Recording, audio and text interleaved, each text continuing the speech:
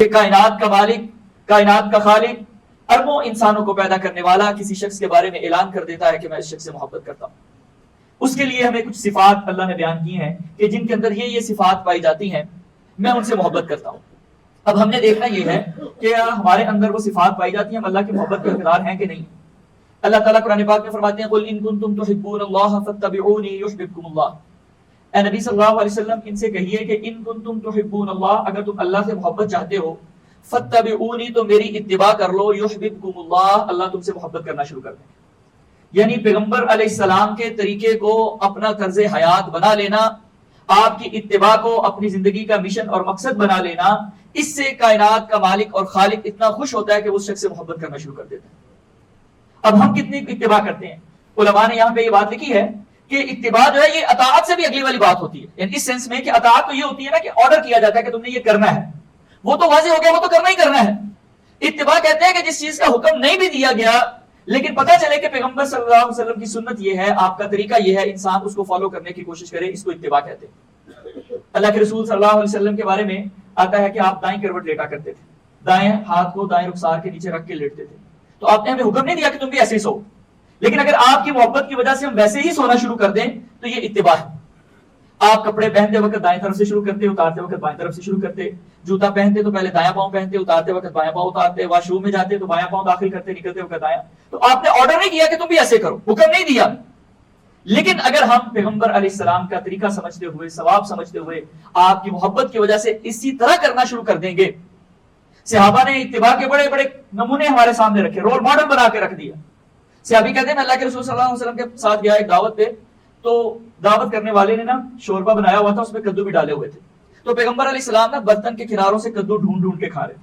کہتے ہیں اس وقت سے لے کے آج تک مجھے بھی کدو بہت پسند ہے، میں بھی بہت کھاتا ہوں. تو یہ پیغمبر علیہ السلام سے محبت کا ایک انداز ہے کہ جو آپ نے کر دیا ویسے ہی ہم نے کرنا ہے.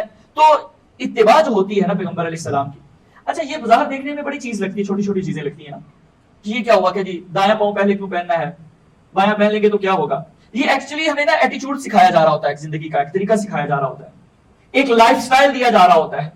ایک بات ذہن میں بٹھائی جا رہی ہوتی ہے کہ تم نے ہر معاملے میں اللہ کی رضا دیکھنی ہے کہ اللہ کو کون سی چیز پسند ہے. تم نے یہ دیکھنا ہے کہ کس چیز کی وجہ سے مجھے ثواب ملے گا، میں جنت کے قریب ہوں گا، کون سی چیز مجھے جہنم کی طرف لے جائے گی. تو اصل میں اس کی یاد دہانی ہے جگہ جگہ پہ. یہ جو مختلف اوقات کی دعائیں ہیں نا، ہر جگہ پہ اللہ کا نام. واش روم سے نکلتے ہیں تو اللہ کی حمد، اللہ تیرا شکر ہے. کھانا کھاتے ہیں تو اللہ کی حمد، اللہ کی تعریف. تو یہ بھی ایک مقصد یہ ہوتا ہے کہ ہمیں یاد دہانی کروائی جاتی ہے. اب یہ نہیں ہونا چاہیے کہ جناب جوتا پہنتے وقت ہمیں خیال ہو کہ ثواب کیا ہے، اور سود لیتے وقت پتہ ہی نہ چلے کہ کیا کر رہے ہیں. وراثت تقسیم کرتے وقت ہمیں خیال ہی نہ آئے کہ ثواب کیا ہوتا ہے. کوئی دروازے پہ آ جاتا ہے غریب ضرورت مند، کوئی رشتہ دار ضرورت مند ہو، تو اس وقت ہمیں نہ پتہ چلے کہ بھئی اس کی مدد کرنے سے ثواب ملتا ہے. ہاں یہ ہمیں یاد رہے کہ نہیں جی دائیں طرف سے جوتا پہننے سے ثواب ہوتا ہے. تو اصل میں یہ سنتیں، یہ اتباع جو ہے یہ ہمیں پورا ایک لائف سٹائل سکھاتی ہیں، یہ پورا ایک طریقہ سکھاتی ہیں، اتباع سکھاتی ہیں کہ کس طرح ہم نے زندگی کے ایک ایک لمحے میں، ایک ایک موڑ پہ ہم نے اللہ کی رضا کو مقدم رکھنا ہے، پیغمبر علیہ السلام کے طریقے کو فالو کرنا ہے. اس سے آپ کی محبت بھی دلوں کے اندر بڑھتی ہے. تو یہ سب سے پہلی اور بات جو ہے کہ جس کی وجہ سے اللہ تعالیٰ انسان سے محبت کرنا شروع کر دیتے ہیں، ان میں ایک بات کیا ہے؟ پیغمبر علیہ السلام کی اتباع. اس کے بعد اللہ تعالیٰ فرماتے ہیں ان اللہ یحب المحسنین. یہ کئی جگہوں پہ اللہ تعالیٰ نے اس مضمون کو بیان کیا، واللہ یحب المحسنین. اللہ محسنین کو پسند کرتے ہیں، احسان کرنے والوں کو پسند کرتے ہیں. احسان کے حوالے سے پہلے بھی کئی دفعہ گفتگو ہوئی ہے کہ دو چیزیں ہوتی ہیں احسان کے اندر.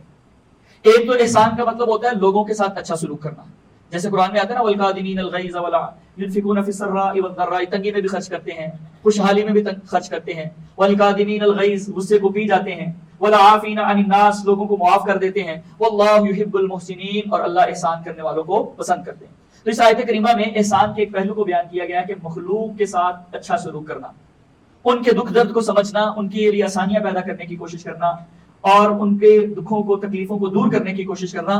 کیونکہ جو بندہ من نفس عن مسلم کربۃ، جو کسی کی تکلیف کو دور کرتا ہے، نفس اللہ عنہ کربۃ من کربات یوم القیامہ، اللہ قیامت کی تکلیفوں میں سے ایک تکلیف اس کی بھی دور فرما دیتے ہیں. تو یہ بڑا اعزاز کا کام ہے. تو یہ احسان کا ایک پہلو ہے کہ مخلوق کو مشکل میں دیکھ کے انسان کے اندر تڑپ پیدا ہو، اس کو فکر ہو. وہ حدیث میں آتا ہے کچھ لوگ آئے تو وہ بیچارے بڑے ہی مفلوق الحال تھے، اور جناب بھوک چہروں سے آیا تھی، کپڑوں سے غربت نظر آ رہی تھی. کہتے ہیں اللہ کے رسول صلی اللہ علیہ وسلم کو اتنا دکھ ہوا، اتنے پریشان ہوئے، آپ نے فوراً صحابہ کو جمع کیا، خطبہ دیا اور ان کی خدمت کرنے کی اور ان کی مدد کرنے کی ترغیب دلائی۔ صحابہ بھی پھر خرچ کرنے والے، یؤثرون علی انفسہم، اپنے آپ پہ دوسروں کو ترجیح دینے والے، یہ نہیں کہ ہر وقت اپنی ہی فکر ہے کہ فلاں کام ہو جائے، فلاں کام ہو جائے، اب گاڑی بدل لیں، اب موبائل نیا لے لیں، اب جناب گھر میں فلاں فلاں نئی سہولت لے آئے۔ اچھی بات ہے، سہولتیں سارا کچھ ہونا چاہیے، لیکن یہ سارا کچھ اس قیمت میں نہیں ہونا چاہیے کہ آپ دنیا سے بے نیاز ہو جائیں، رشتہ دار بھوکے مرتے رہیں، ہمسائے جو ہیں وہ مشکل حالات میں رہیں اور آپ کو بس اپنی فکر ہو۔ تو صحابہ نے جب آواز سنی تو ڈھیر لگ گیا ایک مال کا، اور کہتے ہیں پیغمبر علیہ السلام کے چہرے پہ خوشی کے آثار نظر آئے۔ تو یہ بھی سنت ہے نا کہ جناب آپ کو کسی کو مشکل میں دیکھ کے تکلیف ہو، پریشانی آ جائے، اس کا مداوع کرنے کے لیے کوشش اور کاوش شروع کر دیں، اور پھر اللہ اگر آپ کو ذریعہ بنا دے تو آپ کو خوشی محسوس ہو۔ تو یہ احسان کا ایک پہلو تو یہ ہے جن سے اللہ محبت کرتے ہیں۔ یحب المحسنین، احسان کرنے والے وہ لوگ ہیں جو مخلوق کے ساتھ اچھا سلوک کرنے والے، آسانیاں پیدا کرنے والے، نہ کہ تکلیفیں دینے والے، ڈسہارڈ کرنے والے، اور جناب ان کے لیے رکاوٹیں اور پریشانیاں کھڑے کرنے والے نہیں ہوتے محسنین۔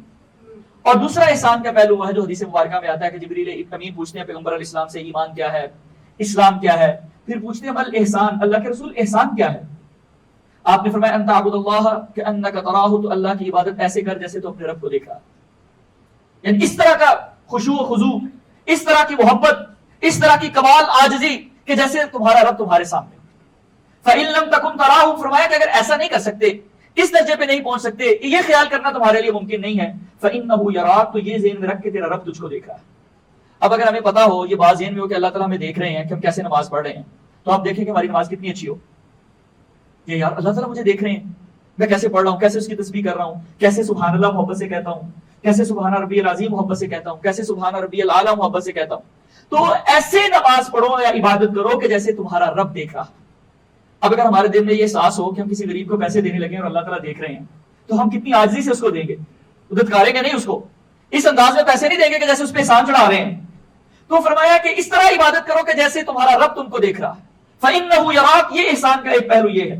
تو جو بندہ اپنی زندگی میں ان دو چیزوں کو لے آتا ہے، ایک اچھے طریقے سے عبادت کرنا، محبت کے ساتھ، پیار کے ساتھ، خشوع و خضوع کے ساتھ، عجز و انکسار کے ساتھ، اس احساس کے ساتھ کہ میرا رب مجھ کو دیکھ رہا ہے، یہ احسان ہے، یہ محسنین میں شامل ہو جاتا ہے۔ اور جو اللہ کی مخلوق کے لیے آسانیاں پیدا کرتا ہے، ان کی تکلیفوں کو دور کرتا ہے، وہ بندہ بھی محسنین میں شامل ہو جاتا ہے۔ اور اللہ تعالیٰ کہتے ہیں واللہ یحب المحسنین، اللہ تعالیٰ احسان کرنے والوں سے محبت رکھتے ہیں۔